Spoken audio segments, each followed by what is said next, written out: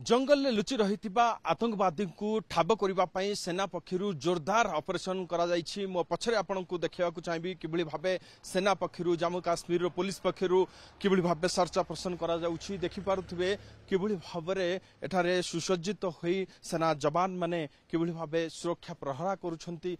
देखुवे कि भाव black cat commander माने कि भाव में मुतयन होती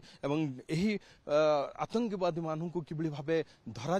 से दिगरे वर्तमान लोकाल सपोर्ट नि साधारण भाव में जो मैंने एठारे बसवास करती सहित आलोचना निश्चित भाव आपन को देखा चाहिए ये होती से ब्लैक कैट कमांडर जो मैंने कि एठारे जो भाव सुरक्षा व्यवस्था को एकदम कड़ाकड़ी भाव में तीक्ष्ण नजर से रखिंट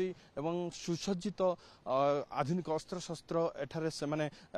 परिधान कर देखिपे आगु को से पाद चला रास्तार बढ़ुंट जंगल मध्य को से प्रवेश करेंगे निश्चित भाव में आम संपूर्ण भाव में चेष्टा करुछु पादरे चली चली से बैशरण घाटी को जीवाई सेठारे पहुंचापी देखिपे ये सर्च ऑपरेशन कि भाव जोरदार ढंग से जम्मू काश्मीर पुलिस एवं सेना पक्षर कि भाव में देखिपे कि ढंग से एठारे जनक पर जड़े पहाड़ दुर्गम रास्तार कि आग को बढ़ुंट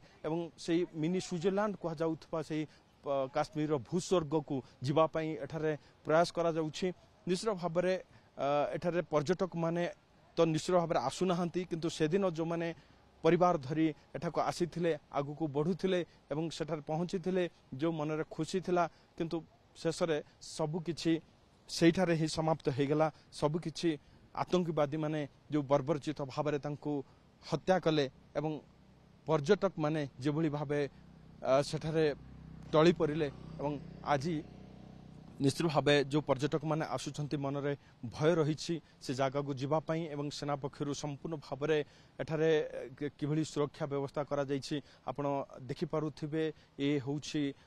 जम्मू काश्मीर बैशरण घाटीर सर्च ऑपरेशन चलुथिबार दृश्य तेबे आमे आपण मानू आगु को नापी चेष्टा करूँ जंगल आड़ को जंगल मध्य को नापी चेष्टा करूँ देखा आमे केते दूर सफल होचु से पिन पॉइंट जगह को आपण मानू नहीं जावाई बा आपण को देखापी निश्चित भाव में ये गोटे बड़ प्रयास आरंभ होइछि जो आतंकवादी माने लुचि रही क्यों माने पछरु सपोर्ट करुछंती क्यों माने सहयोग करुछंती तांकु धरिबा पई ये गोटे बड़ प्रयास एवं निश्चित 6 दिन हो गलानी 6 दिन हो गलानी वर्तमान ऑपरेशन लगातार भाव में जोरदार ढंग से